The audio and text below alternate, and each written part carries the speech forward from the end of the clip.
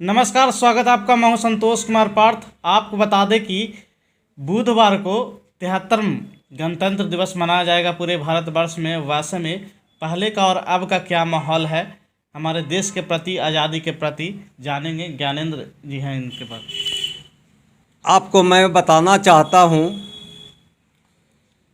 कि आज़ादी के 76 साल के बाद भी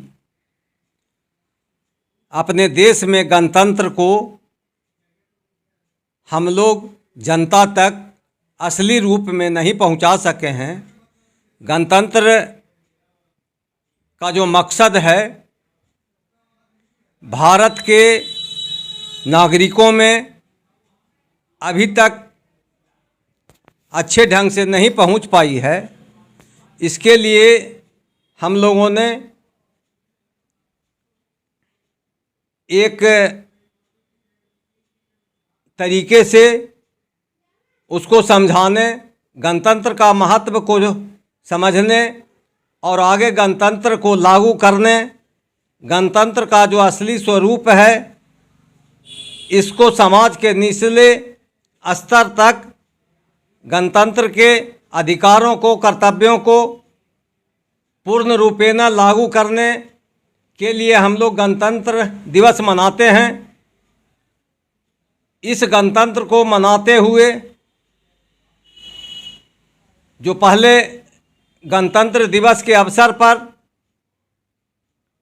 ढेर सारे महापुरुषों ने इसको बनाया, गणतंत्र को लागू करवाया। हिंदुस्तान के बीच में गणतंत्र में राजनीतिज्ञों का जो घुसाव हुआ, उसके चलते गणतंत्र में थोड़ी गड़बड़ियाँ पैदा हुई।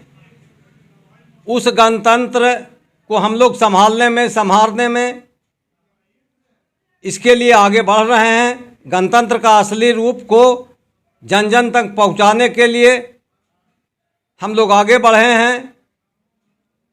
मैं उदाहरण के तौर पर आपको बताना चाहता हूं कि हिंदुस्तान में जो गणतंत्र के हिसाब से नियम कानूनें बनाई गई, धीरे धीरे यहाँ के नौजवान किसान सारे लोग गणतंत्र के बारे में अवगत हो रहे हैं, नियम कानून के बारे में अवगत हो रहे हैं।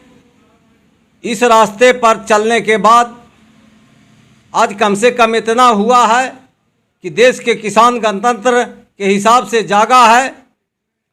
सरकार को गलत फैसले के हिसाब से